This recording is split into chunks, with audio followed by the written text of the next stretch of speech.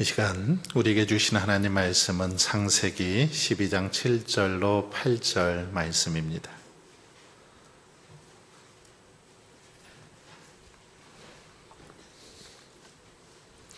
창세기 12장 7절로 8절 말씀입니다. 구약성경 14면에 있습니다. 두 구절인데 우리 한 목소리로 그렇게 봉독하도록 하겠습니다. 여호와께서 아브라함에게 나타나 이르시되 내가 이 땅을 내 자손에게 주리라 하신지라. 자기에게 나타나신 여호와께 그가 그곳에서 제단을 쌓고 거기서 베델 동쪽 산으로 옮겨 장막을 치니 서쪽은 베델이요 동쪽은 아이라. 그가 그곳에서 제단을 쌓고 여호와의 이름을 부르더니. 아멘. 우리 옆에 계신 분하고 한번 인사 나눌 때 그렇게 한번 인사하겠습니다. 나는 예배자입니다. 이렇게 한번 인사할까요? 내가 누구라고요? 예배자입니다. 올해 표호죠. 나는 예배자입니다. 이 사실을 늘 잊지 않고 한 해 동안 그렇게 믿음 안에서 예배자로 살아가는 저와 여러분 되실 수 있기를 바랍니다. 오늘은 예배와 믿음의 사람들에 대해서 함께 살펴보면서 은혜를 나누고자 합니다. 예배와 믿음의 사람들 어떤 관계가 있는지 살펴보겠습니다. 먼저 예배자들, 특별히 믿음의 사람들은 모두가 다 예배자였다라는 특징을 가지고 있습니다. 성경에 나오는 믿음의 사람들 한번 보십시오. 다 하나님을 예배하는 일에 힘썼습니다. 하나님을 예배하는 일에 시간을 들이고 정성을 들이고 헌신했던 그런 사람들이었음을 볼 수 있습니다.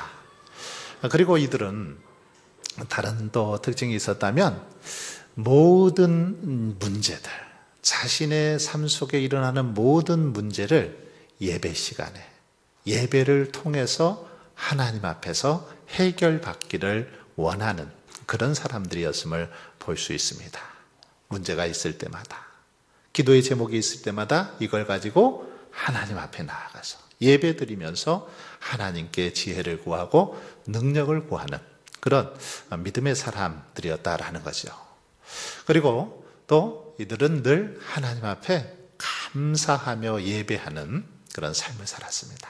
늘 정성을 다해서 하나님 앞에 감사의 예물을 드리면서 그렇게 하루하루 신앙생활을 하는 특징, 바로 믿음의 사람들이었죠.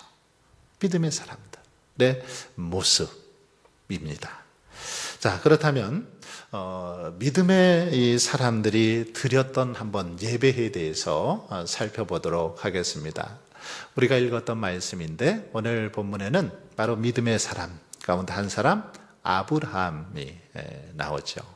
아브라함의 그 이름이 개명되기 전이라 오늘 본문에는 아브람으로 나오죠. 이 아브람이 아브라함으로 이렇게 바뀌게 되는데, 이 말씀 우리가 읽었던 것처럼 여기 보시면 아브라함은 어떻습니까? 하나님께서 가나안 땅을 주시겠다라고 약속하셨을 때 제일 먼저 그가 했던 일이 뭡니까? 그곳에서 제단을 쌓았다. 그가 그곳에서 여호와께 제단을 쌓고 여호와의 이름을 부르더라. 하나님께서 내가 너에게 이제 가나안 땅, 약속의 땅을 너에게 주겠다. 12장 1절에 보면 내가 내게 지시할 땅으로 가라 이렇게 명하시죠. 그때에 아브라함은 갈대아 우르를 떠나서 이제 가나안 땅으로 들어갑니다. 그런데 그때에 바로 하나님 앞에 들어가서 먼저 제단을 쌓습니다. 갈대아 우르에서 쭉 지나서 이 가나안 땅, 이스라엘의 그 베델이라는 곳에 이르렀죠. 그래서 그곳에서 제단을 쌓고 있는 그런 아브라함의 모습을 볼 수 있습니다. 즉 아브라함은 하나님의 은혜에 감사하면서 먼저 제단에 쌓는, 예배하는 그런 믿음의 사람이었음을 분명하게 보여주고 있죠. 그래서 아브라함은 이렇게 거처를 옮길 때마다 늘 먼저 하는 일이 있었습니다. 어느 장소를 옮겨갈 때마다 하나님 앞에 제단을 쌓는 그런 믿음의 삶을 보여주고 있습니다. 제단을 쌓는 거, 구약 시대에는 이 제단을 쌓다라는 것은 제사를 지내는 거죠. 즉 오늘날로 말하면 하나님 앞에 예배했다라는 것입니다. 어디로 가든지 먼저 예배하는 그런 믿음의 삶을 아브라함은 살았습니다. 자, 그리고요, 두 번째 한번 보겠습니다. 두 번째 믿음의 사람 이삭이죠. 대표적인 족장들이죠. 아브라함, 이삭, 야곱으로 이어지는 족장들인데, 이삭은 창세기 26장 25절 말씀을 먼저 한번 읽어보겠습니다. 시작.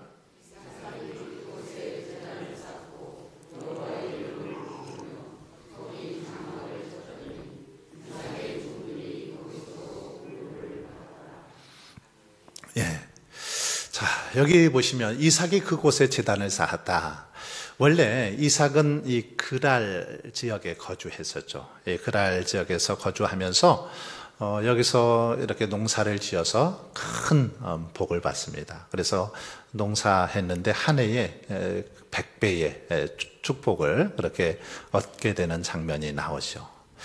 그렇게 농사를 잘 짓고 이렇게 다녔는데, 이삭은 가는 곳마다 우물을 이렇게 팠습니다. 근데 우물을 파면 이 시기하는 사람들이 와서 막 우물을 메워버립니다. 그러면은 또 다른 데로 가서 우물을 팝니다. 그래서 에색이라는 지역도 나오고 신나라는 그런 지역도 나오는 걸 볼 수 있습니다. 그리고 르호봇이라는 그런 지역, 옮겨가면서 이렇게 우물을 파고 거기서 또 하나님께 예배하고 그랬는데, 이렇게 그랄 골짜기에서 계속 그렇게 우물 파고 자꾸 또 사람들이 시기해서 막 방해하니까 옮겨가는데, 오늘 본문 이 말씀은 그곳에 제단을 쌓았다 그랬는데, 이 그곳은 바로 브헬세바이죠. 이 브헬세바라는 지역으로, 그랄에서 브엘세바라는 지역으로 갔는데, 그곳에 가서도 어떻게 했다고요? 제단을 쌓았다. 이삭 역시도 가는 곳마다, 아브라함이 그랬던 것처럼 가는 곳마다 제일 먼저 했던 것이 하나님 앞에 제단을 쌓았다라는 겁니다. 그리고 여호와의 이름을 불렀다. 제단을 쌓고 여호와의 이름을 불렀다. 그러니까 하나님 앞에 제사 드리면서 하나님의 이름을 부르면서 기도했다 라는 사실을 이 말씀을 통해서 볼 수 있습니다. 그리고 거기서도 또 우물을 팠다, 이렇게 기록을 하고 있죠. 이삭은 참 부지런했어요. 그래서 옮겨가는 데마다 수없이 많은 사람들이 방해함에도 불구하고 계속 옮겨갈 때마다 예배드리고, 거기서 또 우물을 파서 이렇게 생활하는데 어려움이 없도록 계속해서 그렇게 하는 모습을 볼 수 있습니다. 참으로 성실한 그런 모습이기도 하죠. 이렇게 이삭도 하나님 앞에 전심으로 예배 드리는 그런 모습을 볼 수 있고요. 그 다음 한번 보겠습니다. 창세기 35장에 보면 야곱, 이제 이삭에 이어서 야곱이 등장하는데, 한번 말씀 같이 한번 읽어보겠습니다. 시작.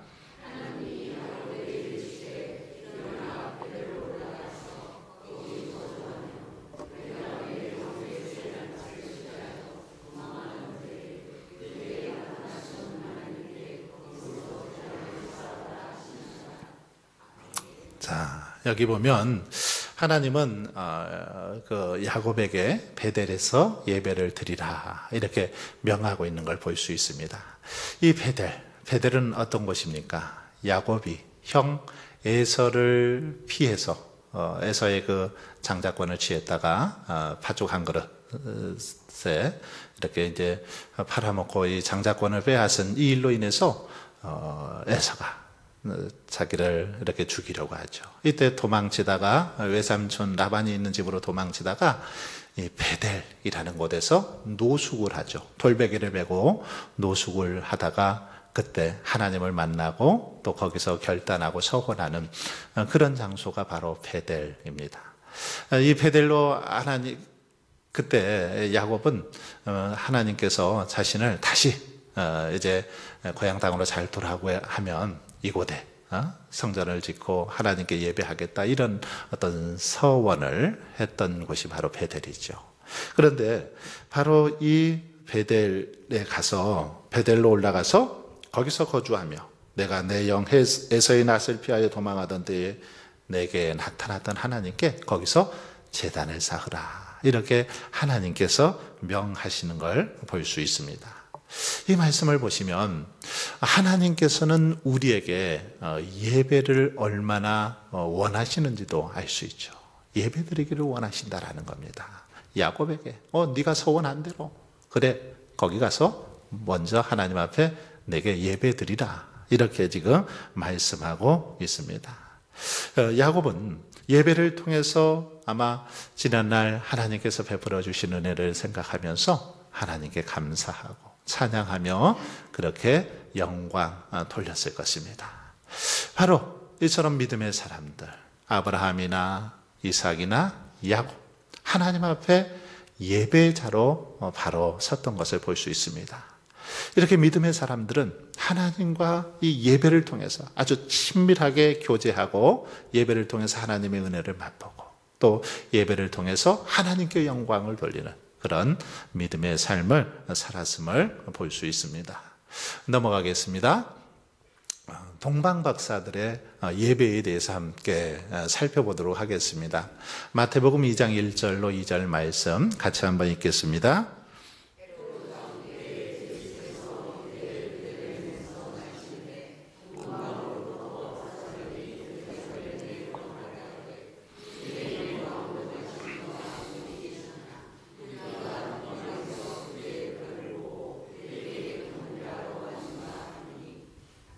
자, 여기 보시면 동방 박사들이 예수님을 경배하기 위해서 찾아온 그런 모습을 보여주고 있죠. 예수님을 경배하기 위해서 먼 길을 달려왔습니다. 동방 박사들 했는데 이 동방이 어디일까요? 이스라엘의 동쪽 지역인데 여기는 당시 이렇게 어떤 문화나 그리고 특별히 천문학이 발달했던 그런 나라였습니다. 그래서 이 지역은 그 페르시아나 바벨론 또는 메데나 아라비아가 아닐까 이렇게 학자들은 추정을 하고 있는데 그 중에 가장 유력한 게 바로 바벨론으로 그렇게 생각을 하고 있습니다. 갈대아 우르 쪽이 있었던 그 바벨론 지역 거기서부터 동방의 박사들이 예수님을 경배하기 위해서 찾아왔다라는 거죠. 그러니까 예수님이 지금 태어나신 곳과 그들이 있었던 그 바벨론 이쪽에서의 이 거리는 수백 킬로가 넘은 거리였죠. 수천 킬로가 되는 그런 거리였는데 그 거리를 예수님을 경배하기 위해서 그렇게 찾아왔다라는 거죠. 특별히 동방 박사라고 했는데 이 박사라는 말은 당시에는 이렇게 좀 지혜로운 사람, 현자들 또는 교사들 그리고 예언자나 이 점성가들을 총칭하는 그런 명칭이 바로 박사였습니다. 특별히 이들은 천문학이 좀 뛰어났죠. 이렇게 하늘의 별들을 보고 미래를 예측하는 그런 점성가들 바로 이들이 동방 박사들이었다라는 것입니다. 이들은 별을 보고 예수님의 그 태어나심을 보고는 이렇게 찾아와서 경배하고 있는 그런 모습을 볼 수 있습니다. 자, 그리고요, 넘겨서 2장 11절 말씀 같이 한번 읽어보겠습니다. 시작.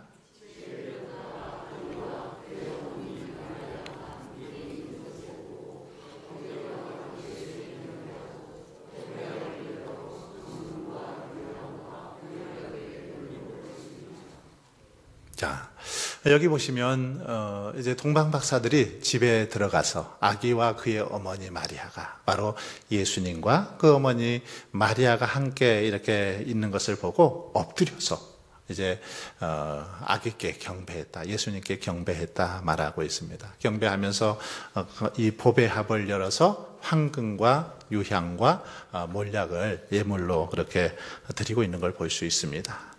세 가지 예물이죠. 황금, 유향, 몰약. 이것은 크게 이 예수님에 대해서 그 세 가지 그 직무를 상징하죠. 바로 예수님을 왕으로서, 그리고 제사장으로서, 선지자로서의 어떤 신분을 상징하는 그런 예물이라는 것입니다. 황금, 이 황금은 뭡니까? 바로 왕으로 오신 예수 그리스도를 상징하는 바로 예물이 황금입니다. 그 당시 중근동 지방에서는 이렇게 왕 앞에 나갈 때 두 가지 그 모습이 있었다고 합니다. 첫째는 이렇게 바짝 엎드려서 하나님 그 왕 앞에서 절하는 거고, 또 하나는 이 황금을, 귀한 황금을 선물로 바치는 거죠. 그러면서 왕 앞에 나아갔다라는 거죠.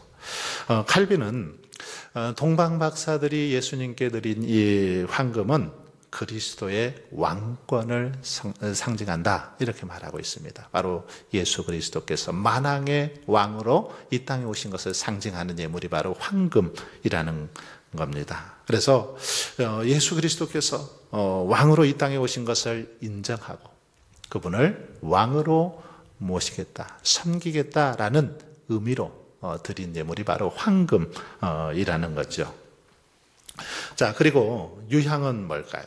유향은 바로 예수님께서 제사장으로 오신 것을 의미하고 있습니다. 상징하죠. 예수 그리스도 탄생 당시에 그때에 이렇게 아주 귀한 직책에 있었던 사람들, 또 직위가 높은 사람들에게는 향료를 뿌리는 그런 풍습이 있었습니다. 이 향료는 너무 비싸서 그냥 이 한두 방울, 아주 조금 이 한두 방울만 이렇게 뿌렸다라고 하죠. 이것은 주로 제사의식이나 종교의식 때 사용했습니다. 그러므로 예수님께 이 유향을 드렸다라는 것은 예수님이 제사장이심을, 바로 하나님과 우리 사이에 화목케 하신, 우리 사이를 화목케 하신 제사장이심을 인정하고 그분만을 의지하겠다라는 그런 믿음으로 드린 예물이 바로 유향이라는 거죠. 그리고 마지막으로 몰약. 이 몰약은 뭘까요? 바로 예수 그리스도께서 이 땅에 선지자로 오신 것을 상징하는 예물이 몰약입니다. 몰약은 약간 쓰고 톡 쏘는 그런 냄새를 지니고 있습니다. 그래서 시체를 썩지 않게 하는 방부제 역할도 이 몰약이 하는 걸 볼 수 있습니다. 칼빈은 이 몰약은 예수 그리스도의 장사되심, 즉 예수님의 그 순환과 죽음을 상징한다, 이렇게 이야기하고 있습니다.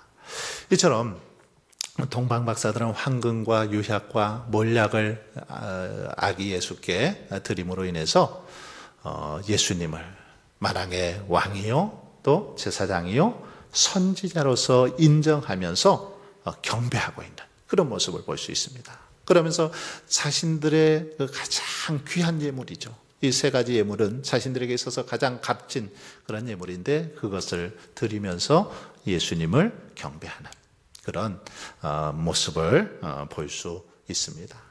바로 우리 예배자들이 하나님 앞에 어떻게 나아가야 되는지를 보여주고 있는 그런 모습이다라고 말할 수 있죠.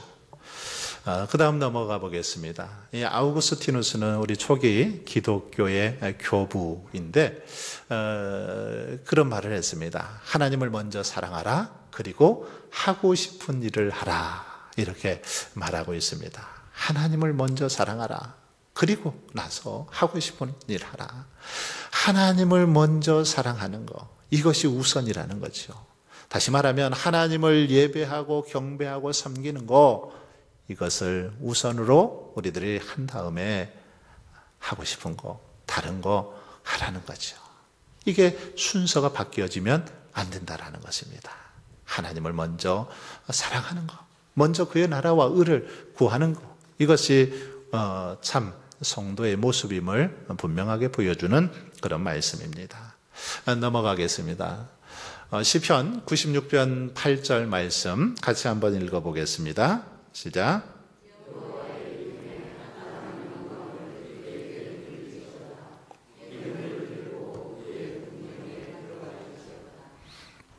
자, 여기 보시면 우리 예배자들에게 갖추어야 할 자세를 말하고 있는데, 여호와의 이름에 합당한 영광을 그에게 돌릴지어다, 이렇게 말씀하고 있습니다. 그리고 예물을 들고 그 궁정에 들어갈지어다, 이렇게 했는데, 여기 보시면 여호와의 이름에 합당한 영광, 이게 뭘까요? 특별히 우리가 하나님 앞에 예배자로 서기 위해서, 하나님 앞에 합당한 영광을 돌리기 위해서 중요한 것은 바로 여호와의 이름이 무엇인지를 먼저 알아야 되죠. 그 이름에 합당한 영광을 돌리기 위해서는 그 이름이 무엇인지를 알아야 되는 겁니다. 여호와의 이름 뭡니까? 하나님의 바로 거룩하신 성품과 인격, 능력에 대해서 바로 알아야 된다는 것입니다. 하나님이 어떤 분이신지, 하나님이 어떤 일을 행하셨는지, 하나님께서 정말 얼마나 놀라운 그런 능력과 지혜가 있는지 하나님에 대해서 바로 아는 것이 전제되어야 한다는 거죠. 그래야 우리가 하나님의 이름에 합당한 그런 영광을 돌릴 수 있기 때문입니다. 그렇지 않습니까? 예를 들어서 우리가 어떤 사람을 이렇게 만나러 갈 때, 누군가를 만나러 갈 때 그 사람에 대한 정보가 전혀 없으면 어떤 옷을 입어야 될지, 어떻게 나가야 될지 잘 모르죠. 하지만 그 사람이 어떤 사람이고 무슨 일을 하는지 이렇게 안다면 그에 맞춰서 나아갈 수 있습니다. 그렇지 않습니까? 예를 들어서 이 어린아이들과 이렇게 어떤 놀이를 하러 나가는데 정장을 하고 나갈 수는 없지 않습니까? 어린아이들과 놀이를 하러 갈 때는 편안한 차림으로 어린아이들 눈높이에 맞게 그렇게 나가서 아이들하고 뛰어놀아야 되지 않겠습니까? 손자들하고 그렇게 놀아야죠. 손자들하고 노는데 막 정장을 입고 한복을 차려입고 그렇게 밖에서 뛰어놀 수는 없죠. 마찬가지로 우리가 하나님의 이름에 합당한 영광을 돌리기 위해서는 하나님의 이름이, 하나님이 어떤 분이신지, 하나님의 어떤 능력이 있는지 이것을 잘 알고 그 성품에 대해서 잘 파악하고 나아갈 때 우리는 그 이름에 합당한 영광을 돌릴 수 있다라는 것입니다. 자, 그 다음 넘어가겠습니다. 출애굽기 20장 24절 말씀입니다. 시작.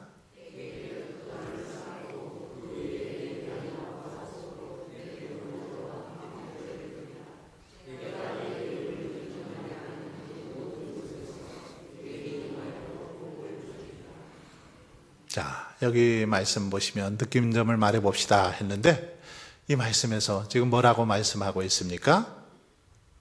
뭐라고 말씀하고 있어요? 하나님을 예배할 때 어떻게 해주신다고요? 복을 주시겠다. 예. 모든 곳에서 내게 임하여 복을 주리라. 예. 하나님 앞에 온전히 예배할 때 하나님께서는 우리에게 놀라운 은혜, 놀라운 축복을 주실 것이다 라는 사실을 이 말씀을 통해서 가르쳐 주고 있습니다. 다시 말하면 하나님 앞에 예배하는 그 장소가 참으로 복된 장소임을 가르쳐 주죠. 그래서 이 예배하는 자리가 얼마나 귀하고 소중한지 모릅니다. 하나님께서는 이 자리에 임하셔서 우리에게 복을 주시고 또 우리에게 필요한 은혜를 부어주시기 때문이죠. 그래서 예배 시간은 다른 무엇보다도 하나님께서 우리 가운데 찾아오셔서 우리에게 복 주시려고 하나님의 막 두 눈을 부릅뜨고 다 준비하고 계시는 그 시간, 그 자리가 예배하는 자리이죠. 그러니까 우리가 평소에 예배할 때 어떻게 드려야 될까요? 정성을 다해서 정말 하나님께서 복 주시려고 그렇게 준비하고 있으니까 복을 받기 위해서 부족함이 없도록 잘 준비된 마음으로 예배 자리에 나와서 예배를 드려야 된다라는 사실을 깨달을 수 있습니다. 바로 이런 자세로 하나님 앞에 예배할 때 하나님께서는 우리에게 복 주시고 영광 받아주시는 줄 믿습니다. 마무리하도록 하겠습니다. 자, 믿음의 사람들은 하나같이 공통점은 다 예배에 우선순위를 두었다. 예배자들이었고 예배하는 일에 우선을 두었다라는 것입니다. 그래서 늘 예배를 기쁨으로 여기고 즐거이 그렇게 예배 생활을 했다라는 것입니다. 억지로 막 눈치 보면서 하는 게 아니라는 거죠. 정말 기뻐서 자원하는 마음으로 예배 시간을 사모하면서 그렇게 하나님 앞에 예배하는 삶을 살았던 사람들, 믿음의 사람들이었습니다. 그들은 또한 삶의 인도자가 하나님이심을 늘 고백했습니다. 예배를 통해서 하나님만이 자신들의 인생의 인도자시다. 하나님만이 선한 목자시다. 라는 믿음의 고백을 가지고 하루하루 감사하면서 그렇게 예배했습니다. 세 번째, 그들은 하나님의 이름에 합당한 영광을 돌렸습니다. 하나님의 이름에 합당한 영광. 우리들도 하나님의 이름에 합당한 영광을 돌릴 수 있기를 바랍니다. 하나님의 이름에 한마디로 먹칠을 해서는 안 됩니다. 하나님의 이름을 망령되이 일컫게 해서는 안 된다라는 거죠. 하나님은 정말 위대하시고 존귀하시고 거룩하신 분이신데 우리의 삶을 통해서 하나님의 이름이 높여질 수 있도록 정말 우리의 삶을 통해서 하나님의 이름이 정말 합당한 영광을 받으실 수 있도록 우리들도 그러한 삶을 살아가야 됨을 알 수 있죠. 자, 마지막으로 하나님은 진정한 예배자에게 복을 약속하고 있습니다. 그래서 마음을 다해서 충성을 다해서 하나님을 예배할 때 우리에게 놀라운 은혜와 축복을 허락해 주신다라는 것입니다. 여러분, 그러므로 저와 여러분은 믿음의 사람들로서 다시 한번 이 말씀을 기억하면서 더욱더 우리 하나님을 온전히 예배하고 또 온전히 섬기며 살아갈 수 있기를 바랍니다. 특별히 그 이름에 합당한 영광을 늘 돌려드리는 우리의 삶이 되실 수 있기를 주님의 이름으로 축원합니다. 하나님